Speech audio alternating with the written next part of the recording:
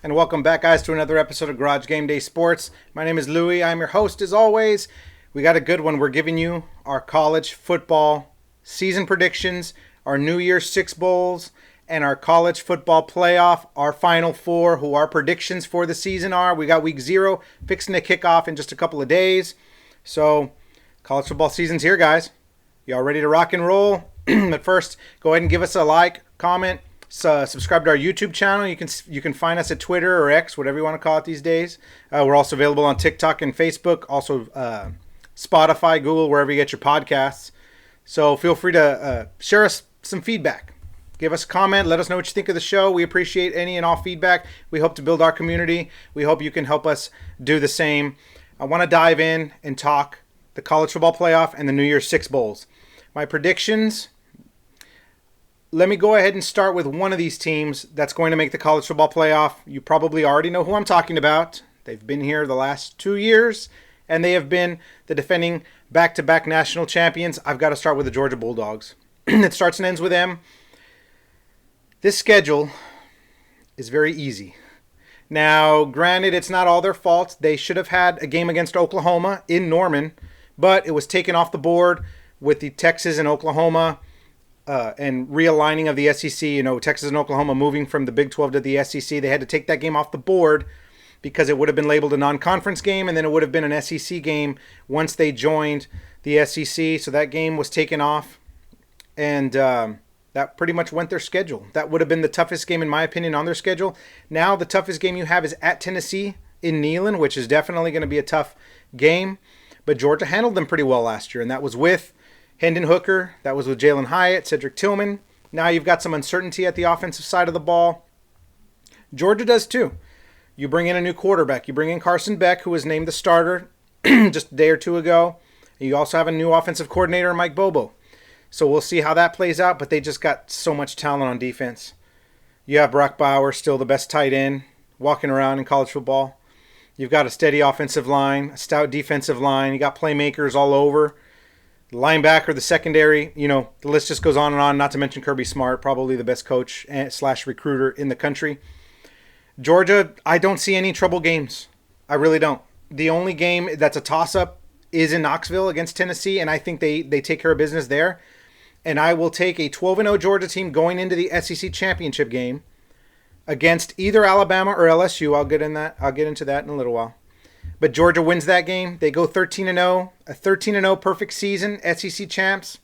No doubt about it. They are going to be 13-0, the unquestioned number one team, and they would go to the Sugar Bowl since it would be their preferred bowl of choice. I think they would prefer not to go all the way to California for the Rose Bowl, so they get selected for the Sugar Bowl instead. Georgia, the number one team, 13-0. Number 2. Give me Michigan, the Big Ten 12-1 conference champions. Now, I have a scenario that I've gone out over in my head, and I've played out this scenario, and I really do think this is how it's going to work. I really think Michigan, Ohio State, and Penn State are all going to beat each other. I really do. They all have stout teams. They all have improved offensive, defensive lines. They all have playmakers all over the place. Now, I know Ohio State's going to break in a new quarterback, whether that's Kyle McCord or Devin Brown. They're playing that really close to the vest. And then Penn State brings in Drew Aller. But Michigan, I just trust a little more. With J.J. McCarthy, you still have Jim Harbaugh, even though it's a self-imposed 3-game suspension against, the murderer's row of East Carolina, UNLV, and Bowling Green. But once they get out of that, they'll be getting out of that unscathed. And I think they split the Ohio State and Penn State games, as do the other two teams with each other. So you effectively have a 3-way tie, 12-1 teams, all with only one loss, all to each other. And I think Michigan somehow gets out of that tiebreaker, the highest ranked team, and maybe they get the benefit of the doubt because they were here last year. And they blew out Ohio State. They pulled away from them in the second half. Maybe they take all that into account. But Michigan makes it as the number 2 team. Not to mention, I haven't even mentioned Blake Corum and Donovan Edwards at running back. You've just got a very stout defense. You've seen what that offensive and defensive lines can do. They overpowered Penn State in that game that really wasn't close at all last year. And they took it to Ohio State and pulled away from the Buckeyes in the second half, and then pretty much demolished everyone else on their schedule except for TCU. But give me Michigan, number 2, 12-1, Big Ten champs. They will be the number 2 team, and they will be going to the Rose Bowl to take on my number 3 team, a dark horse pick here, the Washington Huskies. I love the Washington Huskies this year. I'll have Michael Penix, the quarterback, coming back. Another year with Kalen DeBoer, his old buddy from Indiana. His old offensive coordinator with the Hoosiers. Now, of course, still head coach in his second season with the Huskies. Rome Odunze, Jalen McMillan at wide receiver. They're just going to have an embarrassment of riches on offense. Another stout defense. They're the kind of team that gives USC problems. USC does not do well against good defenses. We've seen that against Utah the last couple of years. And the fact that they can play fire with fire and they can trade blows with USC, and even with the transfers USC has, give me Washington and that defense and that coach. I believe Kalen DeBoer is underrated as a coach. Now, I know he's only had 1 year at Washington, but we've seen what he could do at other schools. So I like the Huskies here to win the Pac-12. I think they get one loss, and it could be to USC. It could very well be to USC. But when I look at the schedule, I see a tricky Boise State team. We'll get to them later, by the way. But you get at USC, you get Utah after that, at Oregon State, Washington State to close the year. I think you have a manageable schedule as opposed to USC, which has a murderer's row after the bye week. They have a hellacious last 6 weeks to their schedule. I think they get tripped up twice during that span. So even if they beat Washington, they have an extra L in the loss column in the Pac-12. I think that puts Washington over the top. And I think Washington actually pays them back that loss in the Pac-12 championship. We've seen USC, Lincoln Riley and company have problems when it comes to closing out a conference championship game. We saw it against Utah last year. They lost to them twice. We saw them lose to a motivated Tulane team, a very talented Green Wave squad in the Cotton Bowl. When USC, if there's something wrong, they're just not 100%, and we don't get the best out of them. Not to mention there's a pretty decent shot they're going to be banged up or tired or fatigued from that hellacious stretch down the road, down the stretch, and I think Washington can clip them. I have Washington 12-1, Pac-12 champs, taking on Michigan in the Rose Bowl. They're my number 3 seed. They make a return trip from, I believe it may have been 2014, 2015. It's been a while when they played Alabama in the college football playoff. The Huskies make a return trip to the college football playoff. Now switching back to the other semifinal, the Sugar Bowl. We already talked about Georgia, undefeated Georgia. I'm going to go out on a limb here, and I'm going to go Texas. The Texas Longhorns are going to make their debut in the college football playoff, and I got another kicker. They are going to be the first 2-loss team to make the college football playoff. Number 1, they can take the loss to Alabama in Tuscaloosa. Not that they're going to lose on purpose, but I think Alabama should be a solid favorite at home. After they narrowly beat the Longhorns last year in Austin, but Quinn Ewers did go down with injury. The Longhorns weren't really the same when Ewers was down. Now they've upgraded at wide receiver, linebacker. You have stout offensive and defensive lines. You bring back 10 starters on offense. The only person that's not back is Bijan Robinson. But they have Jonathan Brooks, C.J. Baxter, Jaden Blue, just a very deep running back class coming in, contributors coming in. And then you've got a stacked wide receiver room. You have all the makings of that stout Texas Longhorn offense that we've seen over the years, the past with Vince Young, Colt McCoy, those guys. And I think they can duplicate that on both sides of the ball and dominate the line of scrimmage. That's one area that we have not seen in a long time for the Longhorns. I think they do that. I think they lose to Alabama and Tuscaloosa, but of course it's not yet anyway. It's not a conference loss.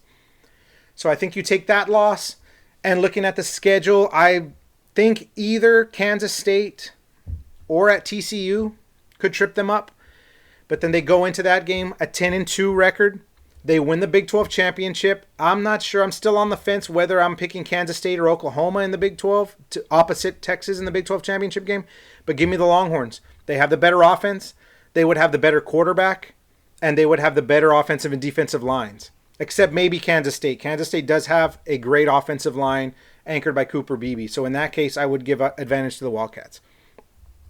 But I would take Texas against either one of them in the Big 12 championship game. I think an 11-2 conference champion, I think narrowly beats out an 11-1 non-conference champion, an 11-1 Ohio State, an 11-1 Penn State.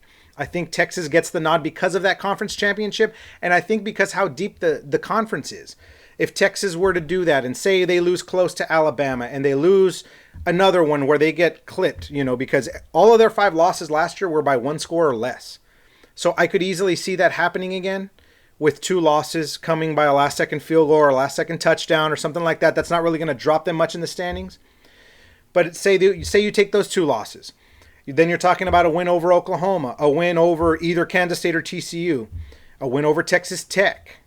At Baylor could be tricky. Kansas team that's returning the lion's share of both sides of the ball. So I think they would have the resume to put them over an Ohio State, over a Penn State, over a Florida State. Teams like that. So give me Texas number 4, the first 2-loss team to make the college football playoff. I'm going out on a limb here. I may fall flat on my face, but I'm going to ride with my Longhorns there. Going to the rest of the New Year's 6.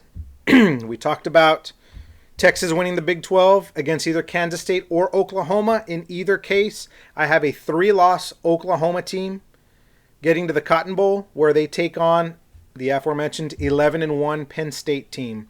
I love this Penn State team, and I would not be surprised if they won the Big Ten. I love the Big Ten, and I was an inch away from picking the Nittany Lions to win the Big Ten. I just can't pick against Michigan, against the incumbent, especially how dominant they've looked in the conference the past couple of years. Giving Ryan Day a couple big losses and then taking it to Penn State, dominating them. Of course, Penn State, I think they've improved along the offensive line, the defensive line. You got playmakers, not just at running back, not just at quarterback. You have Olufashanu on the line, Kalen King to lead the secondary. And I think James Franklin really needs that big feather in his cap. And I'm not sure he can get them to the college football playoff, but I would like them in the Cotton Bowl opposite Oklahoma. I think that would be an awesome matchup. To the Orange Bowl, there's one major champion we have not talked about. That is the ACC. Give me a 2-loss ACC champ, Florida State Seminoles. I'm picking them ahead of Clemson here against my better judgment. Clemson's been here before. They have the experience. They have playmakers. They have the coach. Florida State's got a lot of talent this year, and I really like Mike Norvell as a coach. You bring in Keon Coleman, the transfer from Michigan State at wide receiver. Opposite, Johnny Wilson, who gives you another element. That size and that strength can be a serious mismatch, and I think Keon Coleman's the better all-around receiver. And then, of course, Jordan Travis, who's a front-runner for the Heisman. I like Florida State, and I would like them to take on a 10-3 Alabama team. 10-3. Note the 13th game. They would be my representative from the SEC West. We would get Georgia, Alabama in the SEC Championship. Georgia would beat Alabama, solidifying their number 1 spot in the college football playoff. I think with a close loss, this wouldn't knock Alabama out of the New Year's 6 entirely. So I would love to see Alabama, Florida State. The old guard, Nick Saban and the old Alabama, can they get knocked off by Mike Norvell and this new batch of Seminoles? That would be very interesting to see.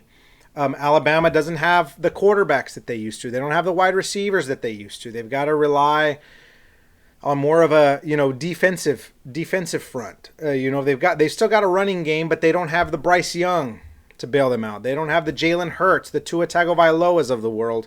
They're still in a quarterback battle because you bring in Tommy Rees at offensive coordinator, and then you've got a 3-way quarterback battle. They still haven't decided on one, so that tells me they're not dead set on one. That tells me one has not pulled away from the other two. So I can't go higher than a New Year's Six Bowl for Alabama. They may be a fringe team. They may get jumped by someone else if they're not careful. A down year by the Tide standards, but they still get to the Orange Bowl where Florida State will be waiting. Now for the Peach Bowl. There's that other one-loss team from the Big Ten. I didn't forget about the Buckeyes. Give me the 11-1 Ohio State Buckeyes. I think Kyle McCord will be the starter for the Buckeyes under Ryan Day. Of course, you've got a generational talent, Marvin Harrison Jr., and another elite wide receiver, Emeka Egbuka. This team is going to give other teams' nightmares. And I would love to see this matchup in the Peach Bowl between 11-1 Ohio State and 10-2 LSU. Playmakers everywhere for LSU. Jaden Daniels at quarterback. Harold Perkins on the defensive side of the ball. Malik Neighbors at wide receiver. We'll see what Brian Kelly can do in his second year with the Tigers. I would love this matchup. A ton of points. Whatever the over is, take it. I don't care if it's 75 points. Give me the over on those two. Ohio State, LSU would tear the roof off the place. LSU with only 2 losses. I don't know. I'm stuck whether they give Alabama a loss or not. I'm still stuck on that game.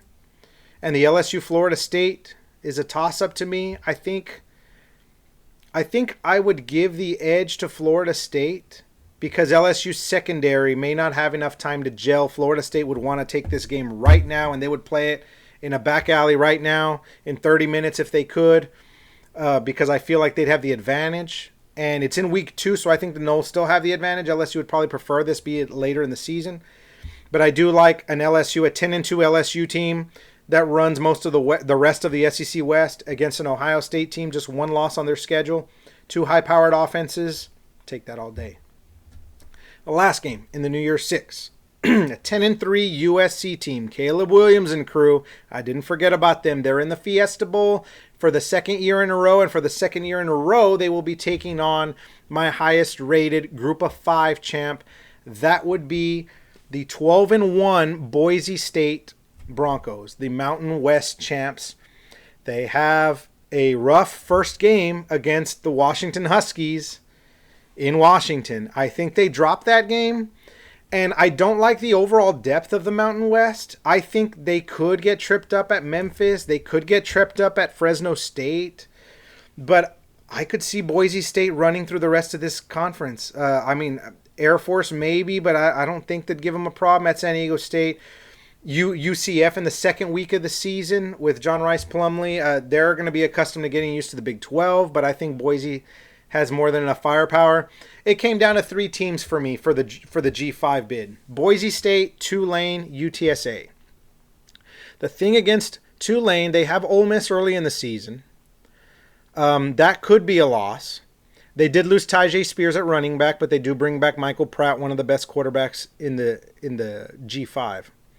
UTSA, the schedule really made me have second thoughts. They're taking a step up in competition. They moved up from CUSA, Conference USA. They moved up to the American.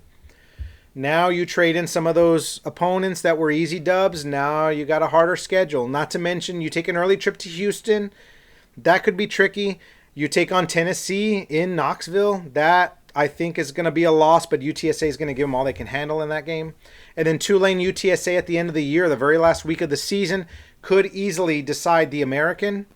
But I think if Boise State were to go 12-1 and not get totally wiped off the face of the earth by Washington, I think if they keep it within 14, 17 points, something like that, especially if my prediction rings true and Washington makes the playoff, that's easily a quality loss. How the committee and a lot of media pundits like to throw out that term quality loss. I think that would favor in Boise State, especially if they lost to them early in the year and they lost to a college football playoff team.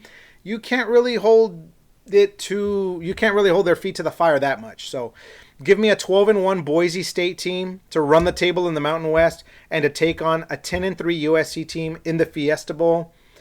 To recap, the New Year's 6, Oklahoma, Penn State in the Cotton Bowl. 10-3 Sooners against 11-1 Nittany Lions. 11-2 ACC champ Florida State against 10-3 Alabama in the Orange Bowl. 11-1 Ohio State versus 10-2 LSU in the Peach Bowl. And 10-3 USC against 11-2 Boise State. They are the champs of the Mountain West, the highest rated Group of 5 champ in the Fiesta Bowl. My semifinals are Sugar Bowl. Number 1, 13-0 SEC champ Georgia against 11-2 Big 12 champ Texas, the 4 seed. And in the Rose Bowl, number 2, Michigan, 12-1 Big 10 champ against the number 3 seed Washington Huskies, 12-1 Pac-12 champ. Those are my picks. I cannot wait for the start of the college football season. Week 0, like I said, kicks off Saturday. Got a few games on the slate, nothing too serious. Notre Dame, USC, headline a bunch of teams that are in action. But I'm very much looking forward to this college football season. A lot of talented teams, a lot of teams that I really like this year. I'm very much looking forward to this season. If you enjoyed the podcast, feel free to subscribe to our YouTube channel. Find us on Twitter or X, Garage Game Day Sports. Find us on YouTube, Garage Game Day Sports. TikTok, you guessed it, Garage Game Day Sports. And also we're on Facebook. And you can follow our podcast, Spotify, and wherever you can find your podcasts. We're there. We love sports. We hope you do. Thank you for joining us. We appreciate any and all feedback. Shoot us a comment. Shoot us a message. Let us know what you think of the show. If I was great, if I was horrible. I don't care. I can use any and all feedback. We appreciate it. We love you guys. We love college football. We hope you guys too. We hope to continue building our community. You have a good one, guys. We'll see you guys Saturday.